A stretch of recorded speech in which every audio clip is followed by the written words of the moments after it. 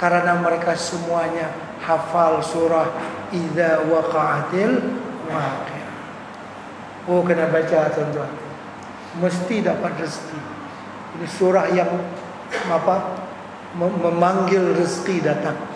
Idza Waqa'atil Waqi'ah. Itu di antara kelebihannya.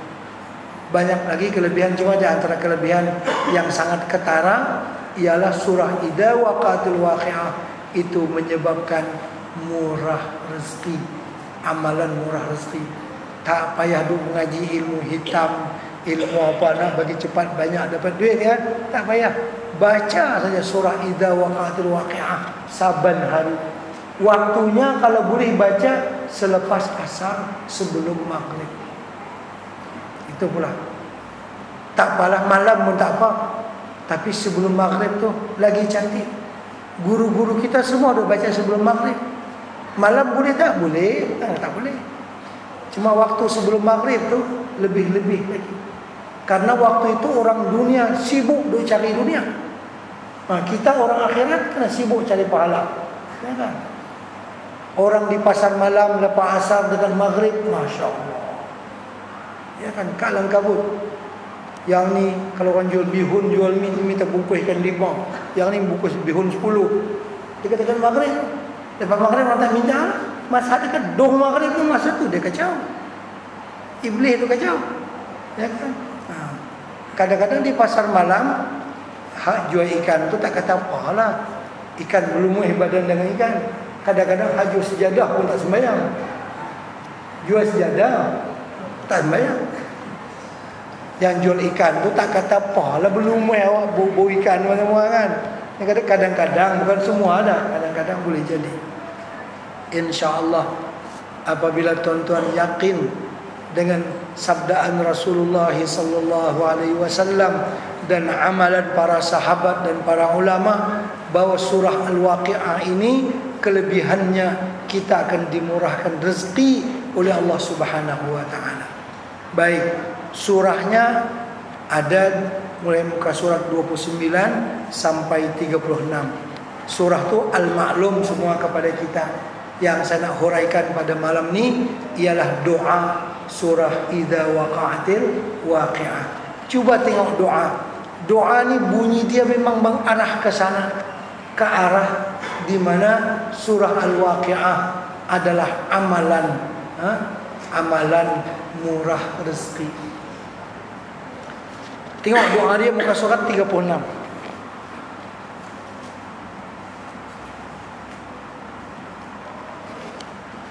Sudah jumpa muka surat 36. Kan setelah kita baca bismillah, alhamdulillah, wassalatu wassalamu ala sayyidina Muhammadin Rasulillah wa ala alihi wa sahbihi wa mawalah, kita baca doanya ini.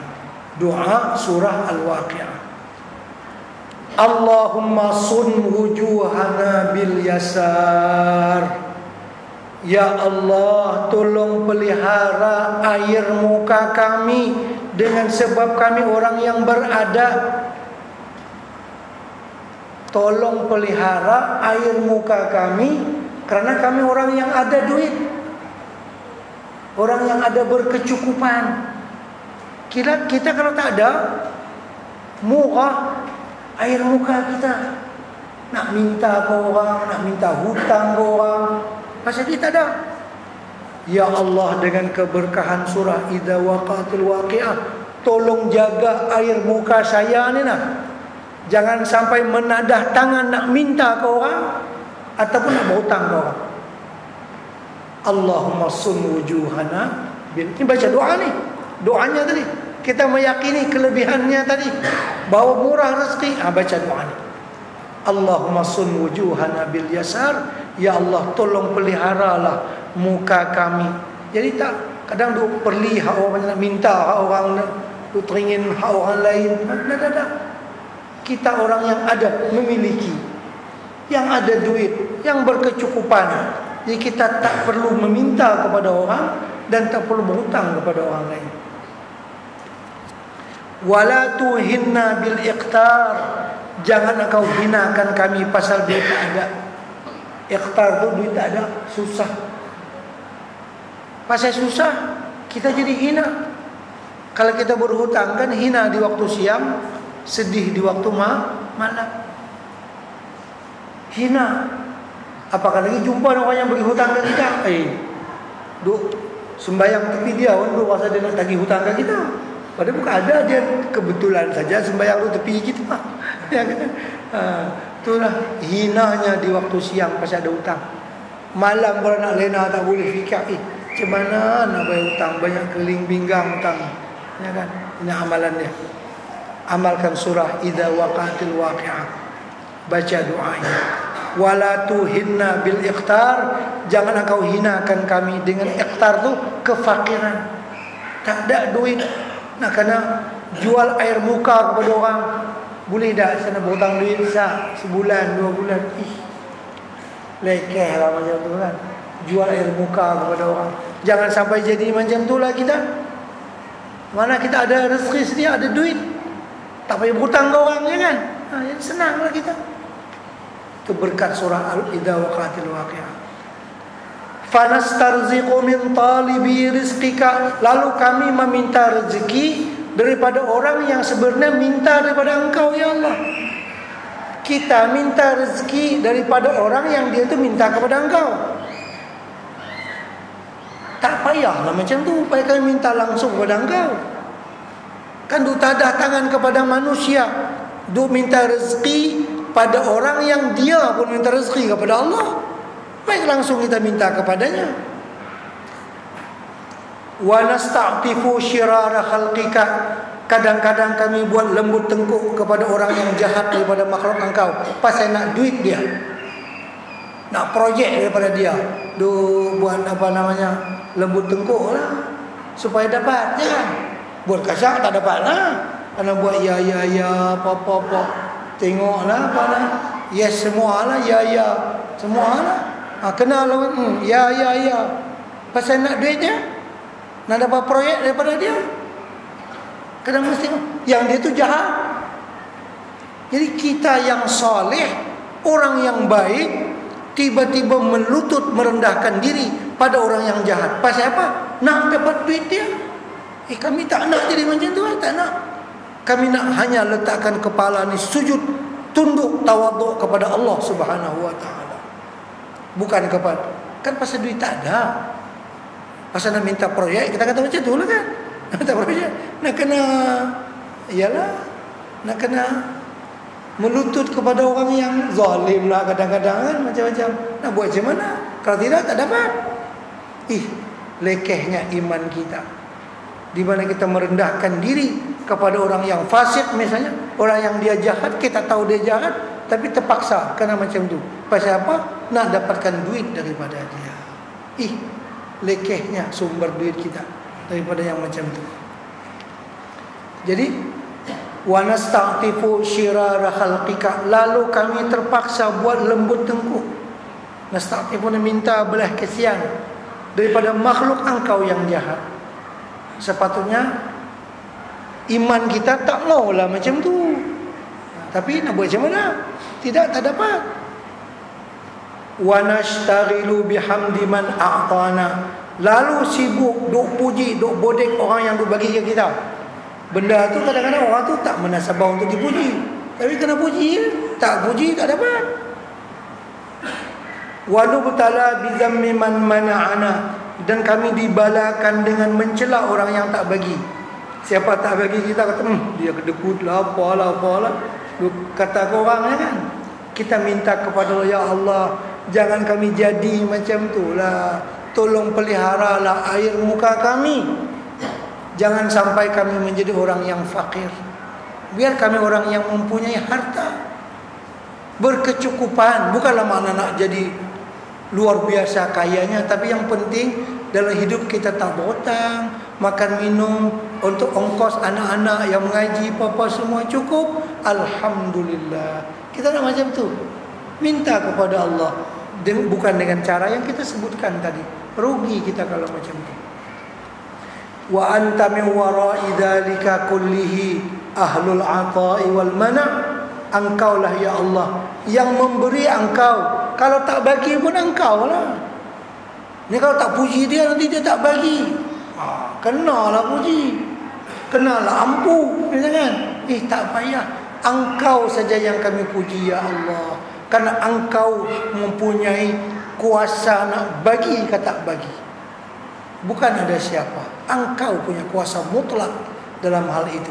Ini dengan berkat surah Idza waqatil waqi'ah, Engkau permudahkan air muka kami ya Allah. Kan bagus doa ni supaya kita terpelihara. Allahumma ya Allah, kama sunta wujuhana anis sujudi illa lak, fasunna anil hajati ilaika. Ya Allah, seperti apa Engkau telah peliharakan muka kami ini, kami tidak sujud kecuali kepada Engkau. Maka ya Allah, peliharalah kami supaya jangan berhajat kecuali hanya kepada Engkau ya Allah. Jadi muka ni tak sujud kecuali kepada Allah. Maka tolong jagalah ya Allah, bahwa kami tidak meminta hajat kami kecuali hanya kepada Engkau. Bijudika wa karamika wa fadlika, dengan kemurahan Engkau, dengan kemuliaan Engkau, dengan anugerah Engkau ya Arhamar Rahimin. Asal betul-betul kita resapi dia punya maknanya. InsyaAllah dibuka Allah untuk kita pintu rezeki. Cukup kita insyaAllah.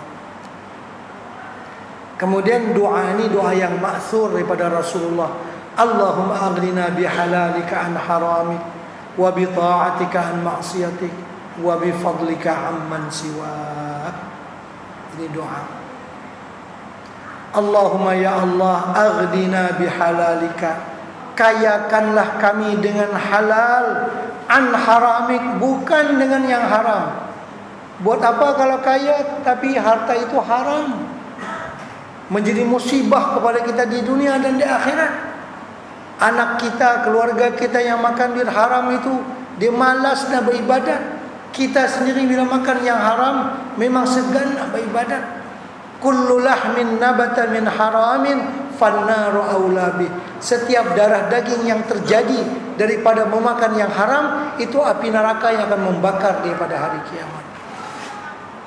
Jadi minta pelihara diri kita, keluarga kita, jangan makan yang haram, jangan makan rasuah dan seumpamanya.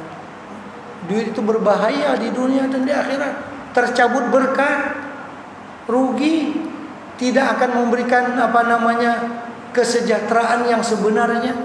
Dia habis juga dengan macam-macam sebab yang tak munasabah, habis, tak berberkat.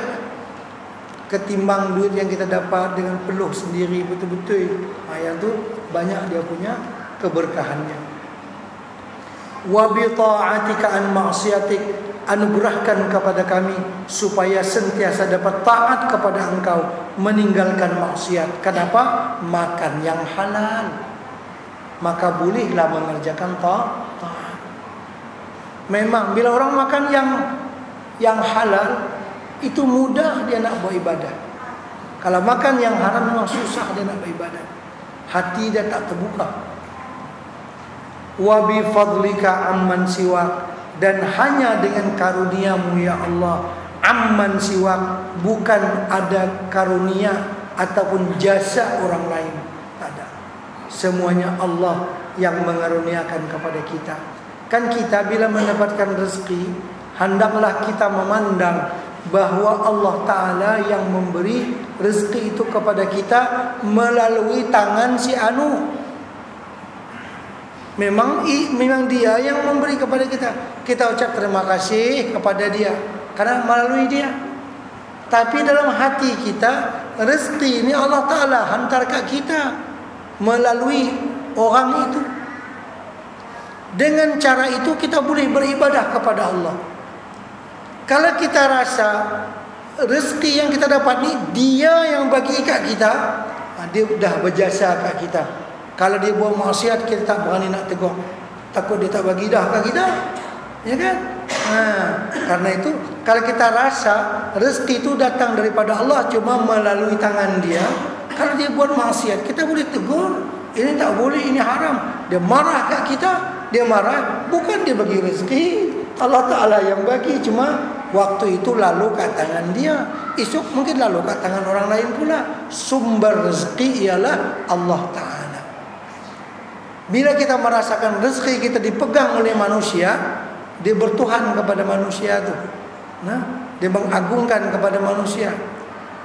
Sama dengan kita yang menyara anak.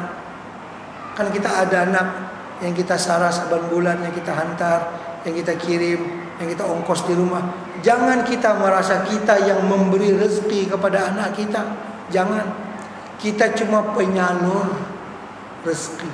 Yang memberi ialah Allah. Kita cuma penyalur dia saja, tukang sambung. Kalau kita merasa memberi rezeki kepada anak kita, salah itu perasaan. Allah berfirman Al-Quran, nahnu narzuqukum wa iyyahum. Kami yang bagi rezeki kepada kamu dan kepada anak-anak kamu.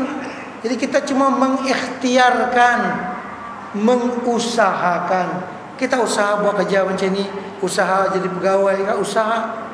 Rezeki Allah memberi kepada kita dan kepada anak kita. Jangan kita merasa kita yang bagi rezeki kepadanya. Kita cuma sebagai penyalur, penyambung saja. Yang memberi itu ialah Allah. Baik. Ini kan disebutkan dalam hadis Nabi. Ada cerita seorang yang banyak hutang, keliling pinggang dia hutang. Jadi dia mintalah amalan ke Nabi. Macam mana amalan supaya boleh bayar hutang yang banyak? Banyak semua hutangnya. Bahasa kita keliling pinggang lah, hutang. Maka Nabi kita bagi doa ni. Allahumma aghnini, aghnina tu terserah kan. Kalau ni saya, kalau na apa kita. Allahumma aghnini bihalalika an haramik wa bi ta'atika an ma'siyatik wa bi fadlika amman siwa. Itu doa orang yang terhutang. InsyaAllah ditunaikan Allah akan hutangnya, walaupun hutangnya sebesar gunung Sabir. Gunung Sabir, gunung yang ada di Mina tu. Besar gunung tu, yang matahari dah terbit, selepas lalu dia baru ternampak matahari. Gunung Sabir di sebelah sebelah barat daripada Mina, yang sebelah barat. Gunung tu tinggi. Nabi kita, kalau engkau terhutang, besar je hutang engkau seperti gunung Sabir sekalipun. Kalau di Kedah seperti gunung Jerai lah. Kalau di Selangor seperti gunung apa?